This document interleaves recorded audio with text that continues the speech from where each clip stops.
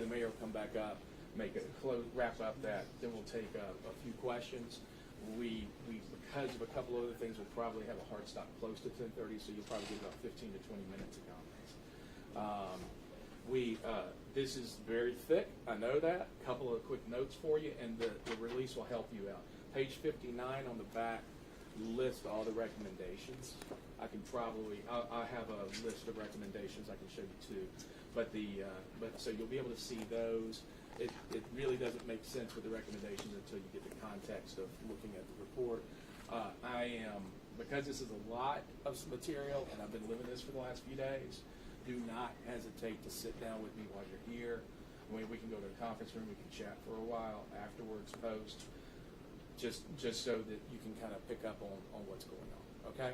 It was a couple of other things. It was you'll see that they broke the team up into 3 different categories. One was national models and data that looked at what other cities are doing and what the crime trends are. There was criminal justice evaluation, which was a team of law enforcement primarily that looked at what, not just police, but what criminal justice looks like in Jefferson County right now. And then the third one was community input. More than 100,000 emails were sent out, dozens of meetings took place, one-on-one conversations, man-on-the-street conversations, all of that went into the community input. So you'll see all of that. I'll bring you on in a second. So anyway, we'll just say, I don't know if it's 10, but let's just say this is embargoed until the news conference starts.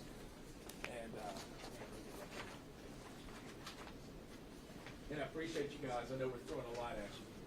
Right, quick question for you. Yeah. Will this be sent out as a PDF or be available as a... Yes, it's going to go live. As soon as we begin the news conference, it's going to go live at birminghammail.gov/CSI, which is where community safety initiatives are located. We'll have it located there.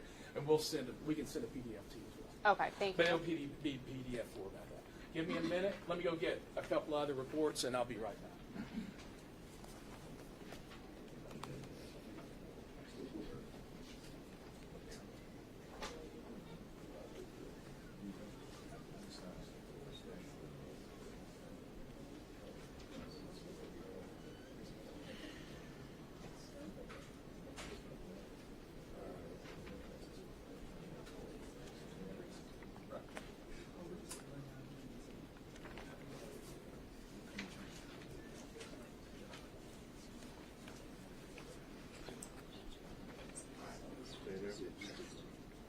All right, I'm bringing them out. Just give me 1 second.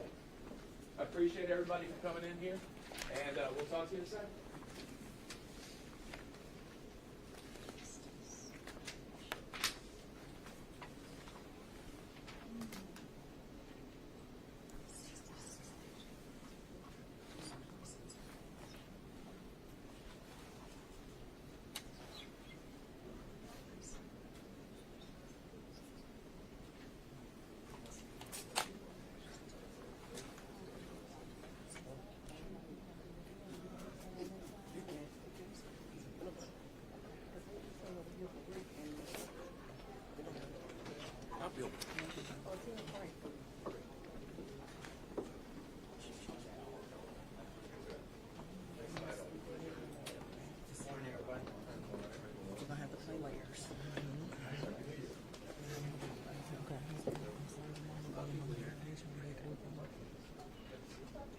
Ooh, J Bean. Go. Stop playing.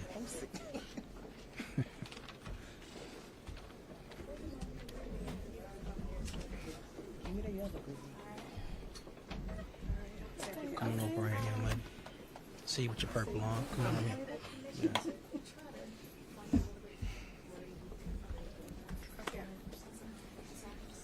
Purple does look good. It matches his wristband. Yeah, I tell you what, do we want to do a double line so they can come behind you? Yeah, have some people. Y'all, you all step up. Yep, come on right back here. Behind here, so we can have a double line. Try to get some of your faces in. And before we start, I know at least CBS 42 will be streaming live, so when you come to the mic, please say your name. FYI. So most of them, I believe, will warm up. Are we good? Do we need to come? Okay. All right. We can have a few more people over here.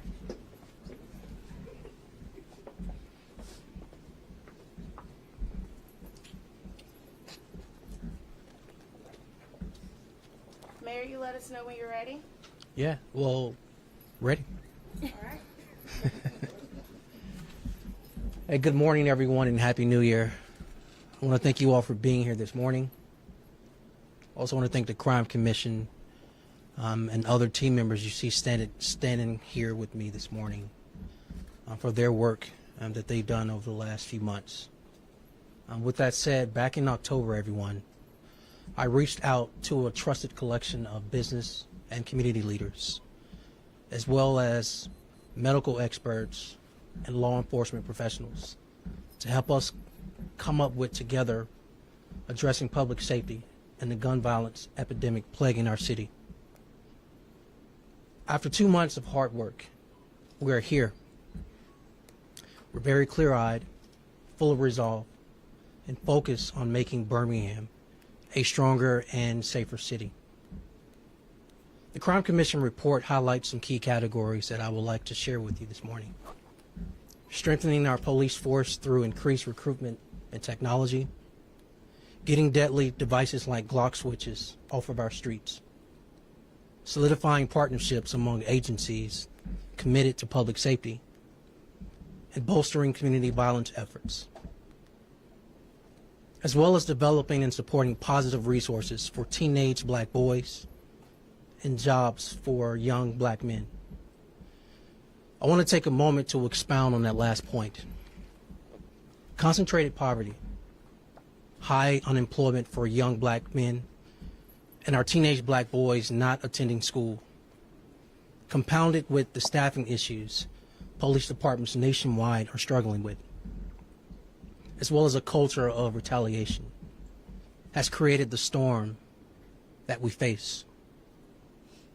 Supporting our teenage black boys, as well as our young black men, especially around making sure that they are encouraged, empowered, and gainfully employed, is it's extremely critical to healing the generational issues that are in our community. As stated, our resolve is clear. It's time to get to work. And so with that, I want to invite up one of the co-chairs of this Crime Commission, Lee Steislinger. Come on up, Lee. Step aside. Thank you, Mayor. Thank you, sir. Thank you. Most importantly, want to thank the mayor. There's a lot of thanks that goes out for the hard work and preparation that's put together by the commission. I want to thank my co-chair, Ralph Williams, Alabama Power. I'd like to thank the leadership of General Roper, and most importantly, all of the entire commission represented here for the hard work on this initiative undertaken at the request of the mayor to address the homicides throughout the city of Birmingham.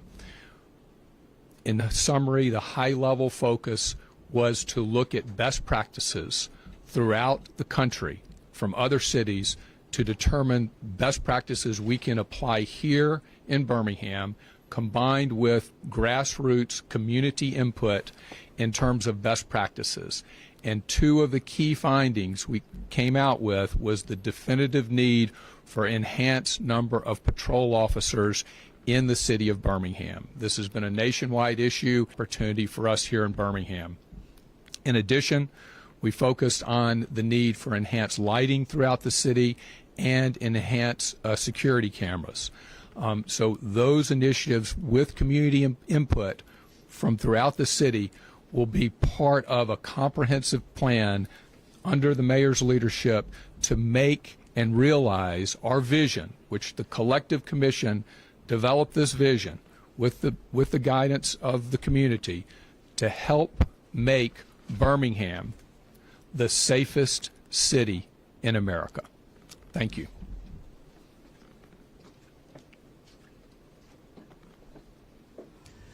Thank you, Lee. What an honor to be here today. I'm a native son of Birmingham. I grew up on the east side of Birmingham. My name is Ralph Williams, Jr., Vice President of Birmingham Division at Alabama Power Company. Let me also start by thanking the mayor for his courageousness in assembling this commission, and also the council. You know, it's not always easy to have a group of independent volunteers that come in and critique what you've done and make recommendations, and that is just a sign of a best-in-class leader. And also, let me just say how impressed we've been with city workers. Every department that we've approached has been open and transparent, and a level of willingness to assist in this work that has been unprecedented. And so I want to thank every city employee, but in particular the Birmingham Police Department. We have a great police department. We have great police officers, great first responders, and it has been a pleasure to work with those in BPD and also in the other city departments. And I'll end by saying, as Lee said, captured it very well. But Birmingham is a great city, but we have work to do. And I think the level of leadership that you see in this commission, the elected leaders that we have, we all understand that we live in a great city. This is a great community, but we have a lot of work to do, and we're prepared to do that work. And I think this report is just the beginning of some of the work that we're all willing to roll our sleeves up and jump in and get in the game and help. So thank you very much. Thank the commission and all of the members of the committee.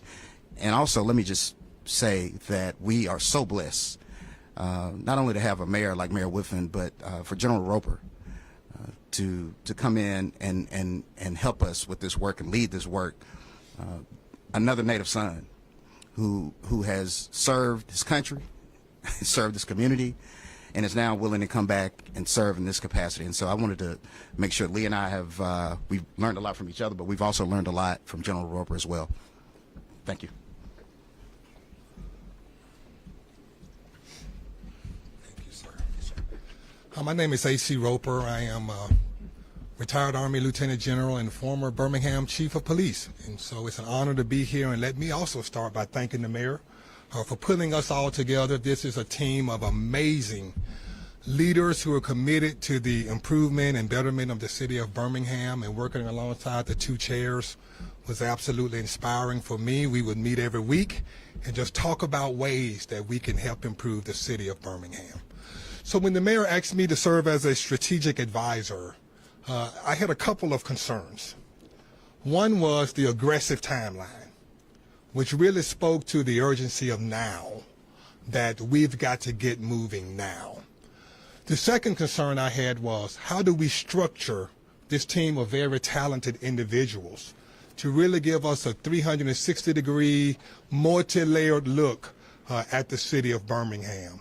And so we were able to, with the chair's approval, take this committee and break it out into 3 subcommittees or 3 working groups. And I want you to picture a spotlight shining on the city of Birmingham, shining down into the communities. So we had the community input team that really wanted to hear the voices and the lived experiences of the citizens of Birmingham. And then if you widen that spotlight, we had the criminal justice evaluation team, which really looked at the agencies, partners, policies, and all the friction points concerning those agencies that work with the Birmingham Police Department. And if you widen that spotlight even further, I want you to think about the nation. And so we created the National Models and Data team, which really did the research, met with other cities that have had success in lowering their homicide rates. Then we had to pull those 3 inputs together. And once we were able to accomplish that, that's the document that you have now. And so a lot of great work, but some of the things that we really point out is, when you think about the timeline and the phases of public safety, you have the intervention phase, you have the prevention phase, and the transformation phase. So we've made recommendations across that landscape, but the intervention phase is one that's most critical right now. As we all know, 2024 was a horrific year. So what are those steps we can take, those programs and strategies we can implement to stop and slow the bloodshed now?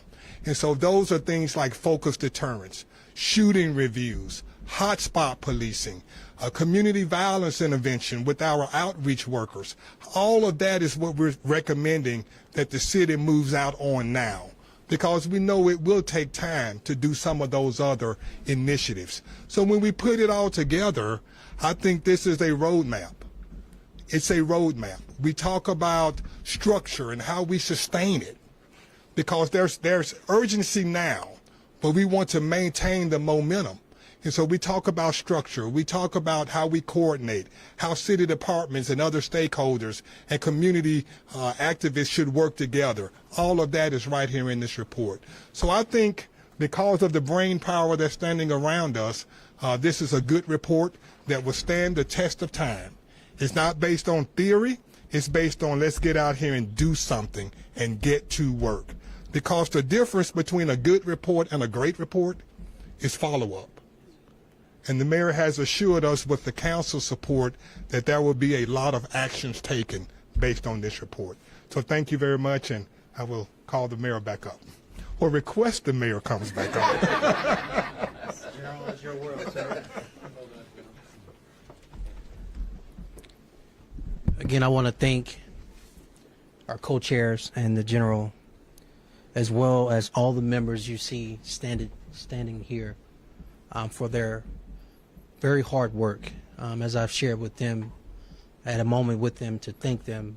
They are busy people, professionals, full-time jobs, lives, and families, and so they are concerned and they care and love their community. So again, I want to publicly express my sincere appreciation for all of you all in your hard work. With that said, wanted to open up for any questions you all may have. We hear from Interim Chief Michael Pickett about one of the things that you pointed out that we hear from crime victims all the time is we need more police presence on the streets. How do you plan to tackle that in 2025? How might that look different than what was done in 2024? I think the biggest thing is taking this report, getting the chance to review these 69 pages, and going into the weeds, if you would, in detail of September or October with the City Council. Thank you, Committee Chairwoman. Thank you to your colleagues as well for approving $16 million as related to an aggressive, detailed recruitment and retention plan related to hiring more police, as well as retaining the police we have, as well as some other incentives in this package. There are multiple things we have to do. One of the things I saw at a high level in this recommendation is making sure the officers who actually live within our city limits have take-home vehicles. It's going to be extremely important. As stated by the co-chairs, you've already heard, enhancing the boots on the ground with more technology that includes more cameras as well. But it's going to be critical, extremely critical, that we be aggressive and fill these vacant positions as it relates to having more officers on the ground. In 2024, we saw the trend improve in a positive way. The highest number of officers we were able to hire in 2024 versus 2021, 22, and 23. And so we're already on the positive curve. The next class starts in March, as well as there's a current class that started this past November. And so we just want to continue to be aggressive with recruiting. And on Friday, we spoke with a family who lost a loved one. It's a delivery driver that was shot and killed while doing his job. That was the second son in that family to lose his life to gun violence. What would you say to that family? Because when it comes down to it, this is about real people with real lives. It's not just numbers. Yeah. Well, I'm glad to hear you say this is not numbers. We are extremely sensitive to the plight of our victims' families. It's something that we take and it's something that we not only take onus of, but we do everything we can to bring some form of justice. This is an active investigation first, so what I would say to that family is that every available resource has been given to our investigators to solve this case and arrest the person who shot and took their loved one. The second thing I would say, it's extremely unfortunate that this mother has lost a second son. There are too many grieving mothers, too many grieving families in our community. And I think what we want to do and what we need to do is make sure, as leaders in our community, we do everything we can to decrease gun violence in our city. And so we don't have to have other grieving families added to what's been happening in 2024. Mayor, there's been 4 police chiefs under your leadership. I know we have an interim chief right now, but how soon will we see that permanent leadership, and how many leaders within the police department is it going to take under your administration to help curb the violence that we have seen go up at a record number in 2024? So there have been 2 police chiefs, Chief Patrick Smith and Chief Thurman. And Chief Thurman decided that he wanted to retire. And so with that, we found ourselves in a position of interim chief Michael Pickett, who's leading our department now. I want to be very clear. The focus is on making sure the police department has every available resource, 1. 2, is that leadership is equipped to actually lead and provide good morale for the boots on the ground and the men and women who are in patrol and other bureaus, including the investigation bureau. 3, it is to do 2 things: provide more police presence, as well as solve crime. With this report, again, you hear focused deterrence, identifying the people who are the shooters, making sure we have the shooting reviews, and doing everything we can, again, from a policing standpoint, that they can take shooters off the streets. But this is more than policing. I think this report shares and highlights the notion that it can't all be on the police, that we have some culture issues we have to get over, that there are other branches of government that have to play their part, including the judicial branch of government, as well as something not highlighted from a community standpoint, from a workforce development standpoint, from an education standpoint. What are we doing to support, invest in our young boys, as well as employing young men in our community? If you or anyone else believes that it can only be on the police, then we're gravely mistaken. And so let's all not only support our police, let's not just give them the resources they need, but every other stakeholder group, every other adult in this community, the entire village, everyone has to play a part as well. And I think when we all do our part, including policing, the results from you that I want to see, the results you want to see, the results our families deserve, we'll all see them. You had a question? Yeah. So what about this report was new to you? A lot of what we hear now is what we talked about. More police, more lighting, deterrence, intervention. You've been doing that. Yes, sir.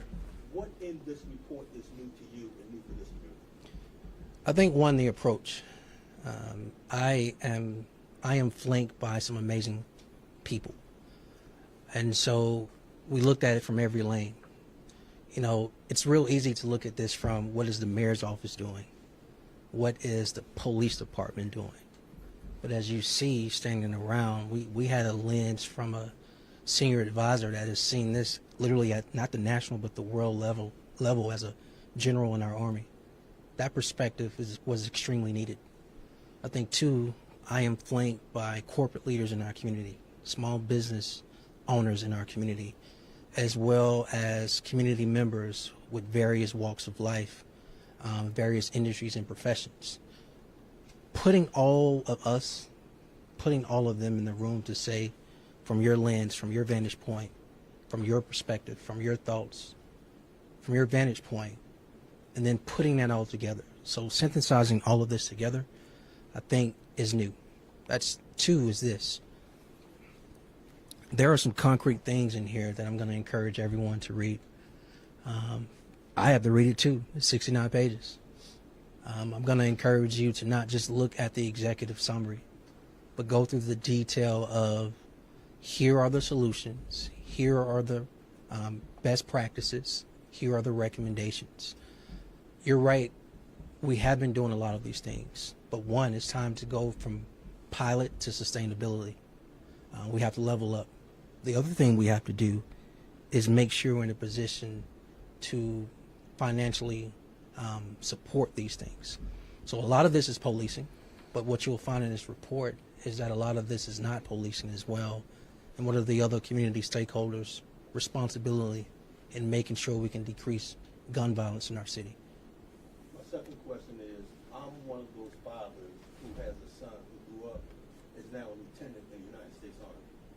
one of the things that he had coming up was police athletic week. He had pain. Okay. How soon can we get these programs back in our community to have these young folks do something? And we talk about police athletic week, they're role models. Right, They're police officers. right. They look up to. Yes, sir. Black males. Okay. How soon can we get some of these programs back online? It's a very, very important question, probably the most important of all the questions that have been asked today, this morning. One, like your son, I was literally in pain. And so I remember, PAT, definitely remember. These programs were tremendous in providing role models as well as a safe haven, if you would, for our young boys in our community. Your question was how soon? I believe very soon. Again, thanks to the council. Now I'm looking at her, but I'm acknowledging her colleague, JT Moore, with his ARPA funds, just gave a significant amount of funding to PAT. What we want to do, what I want to do, is use my convening power to, one, put all the organizations in the room who say they provide some form of after school, some form of extracurricular for our young boys. How robust are they? Are they meeting the mark? Are there resource issues? Are we producing the results we say we want to do? So there are a lot of organizations that exist, but I think it's time to have a comprehensive approach to all the organizations, not just PING, not just PAT, but every organization that exists in this city that holds itself out as we exist to support young boys in this community. Here are the resources, activities, programmatic things we provide our youth and our boys. And I think it's time, similar to this, to assess those things. Are they as robust as they need to be? And if they're not, which we can assume there are gaps, then let's take a holistic approach to make sure every little boy, elementary school, middle school, our teenage boys in high school, what are we providing them after school, before school, during school? What programmatic things are we providing them in the summer to make sure we don't lose them to the streets? Yes, sir. Earlier you mentioned poverty and unemployment and trying to, reach the youth. Some of these people, are wearing Gucci and driving nice cars. How do you get them to put aside the drug money that's good money to them and get them to take other opportunities, other employment lawfully in the community? It is a loaded question, doesn't it? Yeah. I think, let's see, how do I approach your question? What the village needs to do is remind our young boys and our young men in this community that when they go out here and choose a certain lifestyle, it has consequences. Those consequences usually end up being more than two things. We know the two things to be jail, imprisonment, and or death. I think there's other losses that we have to get our young men to see that, believe it or not, they should consider. And that is a little sister or little brother they leave behind. That's not just to death. That's to jail or prison as well, particularly prison in a state like Alabama.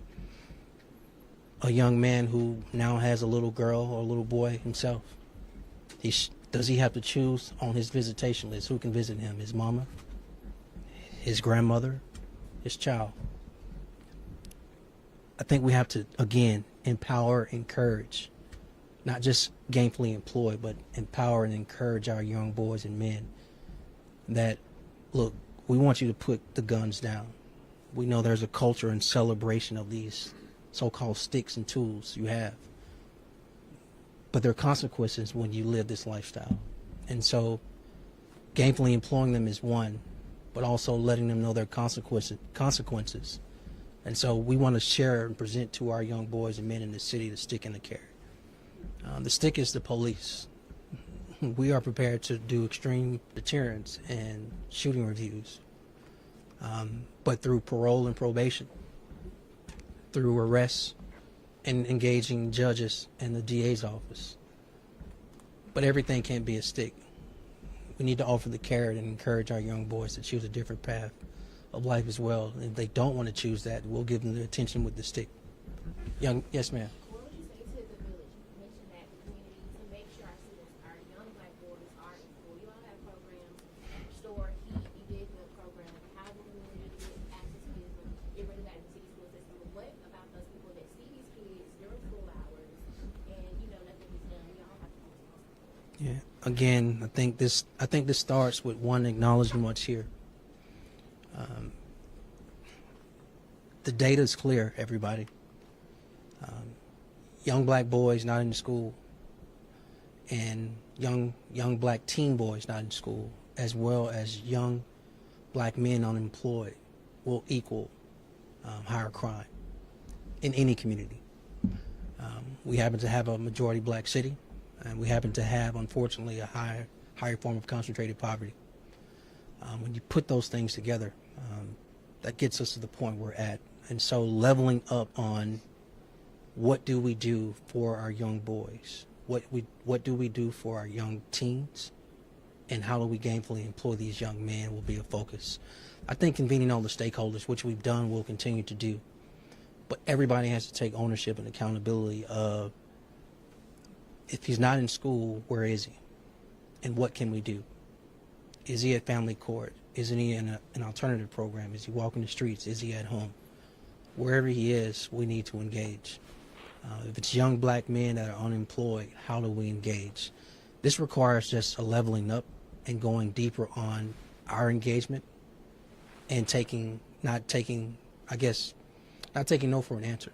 Being creative as possible to pull all young boys off the street and get them educated, and pull all young men off the street and get them gainfully employed. Mayor, what is the future of this commission? Is this a period or a comma? And do you see them continuing to need to move towards follow-up and execution? Yeah. So they already know the answer to this. This is definitely a comma.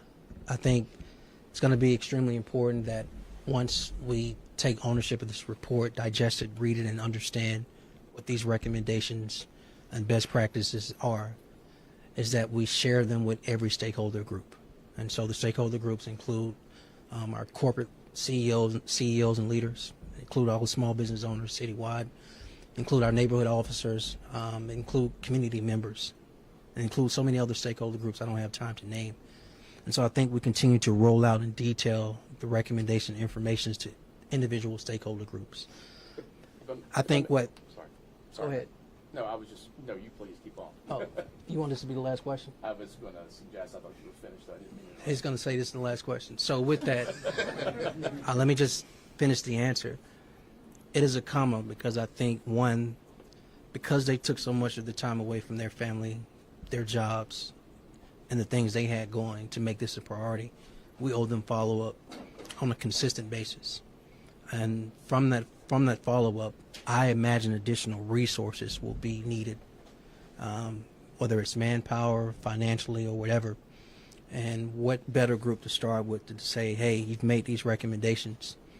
Here's an update. Here's a progress report. Here are some challenges. These things are needed, or your ideas are needed to go to the next step, next level. So, last question. I'm going to let them go. I can be available for additional questions with Rick and the team. But I want to again express my appreciation to all of you all. And thank you for your time again this morning, everyone. And again, Happy New Year. Thank you, everybody. For all the participants, the commissioners and CSI and everybody who's here, if you can go back to the conference room E, and I think we're going to get a photograph taken. We have a couple of other things. Lee. Thank you, everybody. Thank you. Thank you, brother. Thank you, brother.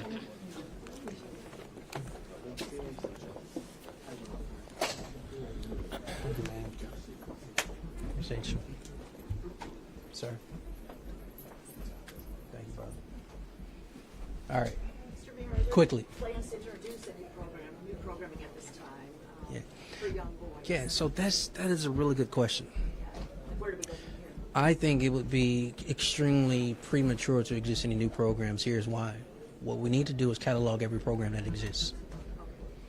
Is it working in the most optimal way that's driving results for our young boys?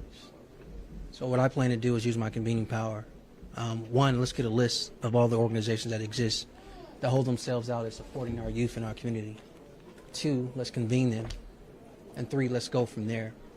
Maybe it doesn't require reinventing the wheel, if you will, or a new organization. Maybe it just requires enhancing what we already have. Birmingham, as you all know, can be very siloed. So should we recreate the wheel, or should we use convening power to level up and supercharge things that already exist? Mayor, you mentioned that one of the key categories is getting block switches off the street. So what is the plan for that, especially with you saying that regarding this, the new thing was the approach. So Yeah. what's the plan for that? Because we keep hearing that's the solution Right. to the problem. Well, it's one of the solutions. Imagine, if you will, this is a toolbox.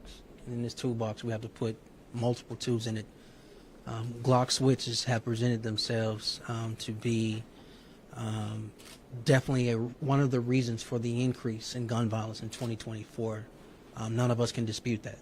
With that said, as proof how to build twice. And this is the third attempt in 2025 when the session begins in February. I want to thank him. I want to thank his colleagues because the House actually passed this last year, if you recall. It didn't get out of the Senate. Let me tell you why this is critical. As 1600 Pennsylvania Avenue changes leadership, if you're following what's happening with ATF, at the national level, there is a national law that outlaws these conversion devices. However, there's only one organization that is responsible for enforcement, investigations, and arrests. That's ATF. Again, if you're following tracking at a national level, they've been under assault for quite some time from the certain elected officials nationwide, which includes a decrease in their funding. If their funding is more decreased, and or if this chant gets louder of disband the ATF, there is no organization at the federal level to investigate, to make arrests for those who manufacture, sell, or in possession of these conversion devices. Therefore, when people say, why do you need a state law? There's already a federal law. I just explained to you why. A state law is needed for our local law enforcement, BPD, along with the sheriff's office, along with other partners, again, to investigate who's manufacturing, who's providing, who's selling, who's distributing, as well as who has possession of them, and be in a position to make the arrests. And so that's critical, extremely critical. As you know, various shootings in 2024 where there were 100+ shots came from these type of devices. So, you got that? And one more question that I do have is that I know that you mentioned that enhanced lighting, cameras, things like that. When can we start to see some of these changes take effect? Right away. Again, in 2024, this council, a minimum once, but I think another time, passed several packages that included enhanced technology for more cameras. And so it was a matter of getting the money available, to going through a process through legal, finance, and the city council to approve those funds for those additional technologies. And then 3, getting those contracts signed to actually deploy. And so you'll see right away additional technologies being deployed on the ground. What we look forward to in 2025 is finding more financial resources to support and increase those technology enhancements on top of what we've done in 2024. Who's next? Yes.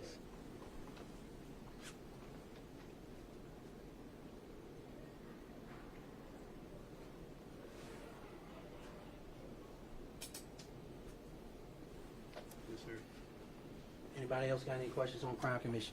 Yes, sir. Have you read this full report yet? I know it's fairly new. Just wanted to know. Yeah. No, I gotta read it myself. Is there a, going off of that, I know you've been briefed on this a little bit. Is there a gang problem in the city of Birmingham? What I would say is you have groups of people who call themselves whatever. So in the traditional sense of Bloods, Crips, and Disciples, no. But you have pockets of young men who may have beef with another group of young men. And so I think you have that at a high level. You have a question Yes, sir. about You the mentioned crime commission? Taking pilot programs to sustainable programs. How do you do that with when a lot of these programs are bolstered by federal grants that might end at some point? How does city leaders prioritize that, as well as their other budgetary responsibilities? One, identify the programs that are actually working and producing results. So from a KPI data standpoint, that you can show tangible results, this program is working, therefore it should continue. If it should continue, identify additional resources, either through tax dollars or our favorite, genuine public-private partnerships to get our private sector to come in and provide more money. Last question on the actual report. Thank you all. Thank you.